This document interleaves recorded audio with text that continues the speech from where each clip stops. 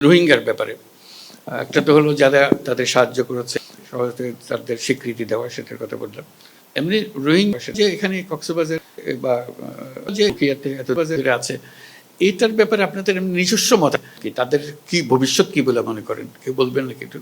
তুমি বলো, যেহেতু তুমি রোহিঙ্গাদের নিয়ে কাজ করছো। আমি একটা এখন যেটা দেখছি সেটা হচ্ছে একটা হিউম্যানিটেরিয়ান করিডোর ওপেনের মাধ্যম দিয়ে, যেহেতু এখানে বিভিন্ন সময় ন্যাচারাল বিহার দেখেছি, সে বিভিন্ন মনে করছি এখন যে নতুন সেটা স্টেক হোল্ডার তৈরি করছে, তাদের সাথে যদি একটা হিউম্যানিটেরিয়ান করিডোর তৈরির মাধ্যম দিয়ে আমরা যদি আমাদের উইলিংনেসটা দেখিয়ে দিই যে তোমাদের সমাজযোগিতা করতে রাজি আছি, সেহেতু রোহিঙ্গাদের আমরা রাজি, একটা রেমেডি স্বরূপ আমরা রোহিঙ্গাদেরকে সেখানে পাঠিয়ে দেওয়ার চেষ্টা করছি।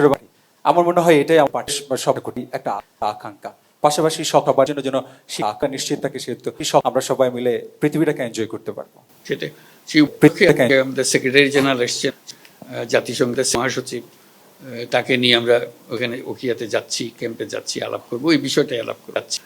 এমনি এত সুন্দর যে তার 7 বছর হয়ে গেল বোধহয় এখন, এতে কোনো খারাপ প্রতিক্রিয়া যে তোমাদের অসহনীয় হয়ে গেছে, তোমার নানা রকমের, এটা কোনো বলবেন যে কি রকম প্রতিক্রিয়া, বা এটা না তারা আছে ভালোই, আমরা তাদের সহযোগিতা করব। আমাদের কাছে অনেক অনুরোধ আসছে যে এর কাছে তারুণ্যের উৎসবটা চালু রাখে, বন্ধ না করে, যাতে আরো নানা রকমের খেলা, আরো নানা রকমের প্রতিযোগিতা ইত্যাদি হতে পারে, গল্প শিক্ষা প্রতিযোগিতা, খেলাধুলার ছাড়া গল্প লেখার প্রতিযোগিতা, গল্প বলার প্রতিযোগিতা, তারুণ্য যা যা পছন্দ করে, ডিজাইন প্রতিযোগিতা, পছন্দ ক্রিয়েটিভ আর্টস প্রতিযোগিতা ইত্যাদি, এগুলো করার জন্য।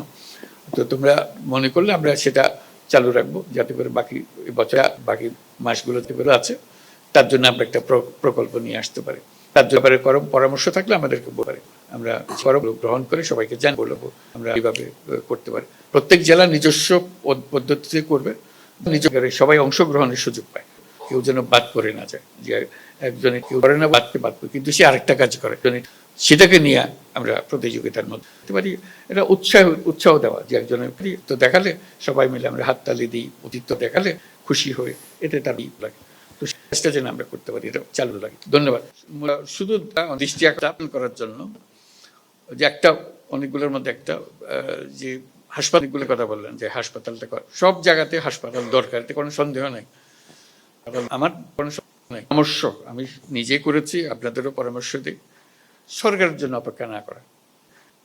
সরকারের হাসপাতাল মানে আর বিপদের বোঝা ঘাড়ে চাপবেন, এই বিপদ থাকবে না, ওষুধ থাকবে না, ওই থাকবে না, এর কেন যাবেন না? কক্সবাজারে কি লোকের অভাব আছে, টাকার অভাব আছে? আমার বলে বাজারে 2-4 জন লোক, একজন লোক বলতে পারে আমি দেবো, করো।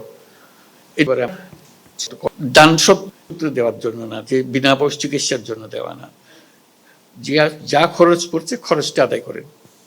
খরচ হলে জিনিসটা চলবে, আপনার টাকা কাছে ফেরত চলে আসবে, যেহেতু আপনি যে বিনিয়োগটা করেছেন, বিনিয়োগের টাকা আস্তে আস্তে আপনি চলে আসবে, এটা বিনিয়োগ চলতে থাকবে, যেহেতু মানুষ পয়সা দিয়ে করে, চিকিৎসাটা পায়। সরকারি চিকিৎসার সমস্যা হচ্ছে আপনি যেটা চাচ্ছেন সেটা পাচ্ছেন না, ডাক্তার নাই, আমাদের বহু হাসপাতাল ডাক্তার নেই। তো এই খামোখা এত টাকা খরচ করে এরকম একটা দালান কোঠা বানিয়ে যন্ত্রপাতি, এই কষ্টের মধ্যে যাওয়ার দরকার থেকে আমাদের সরকারের উপর এটা একদম না করে, এটার থেকে ভরসা একজনের উপরে কাজ করলে কিন্তু অনেক দূরে গিয়েছে। আপনারা যদি আজকে এই মিটিংয়ে একজন দূরে যে আমি করব, আপনারা সবাই আমাদের সমর্থন দেন, আমি করবো, দেখুন যে হয়ে যাবে। এটা জায়গার কোনো অভাব নাই, কাজে আপনারা জানেন কি জন্য করতে হবে না, কাকে করতে হবে। প্রত্যেকটা জিনিস, যত জিনিস প্রস্তাব করলেন, প্রত্যেকটা জিনিস নিজেদের উদ্যোগে হওয়া সম্ভব। কেউ কাউকে না কাউকে কোমর বেঁধে নামতে হবে যে আমি করবো।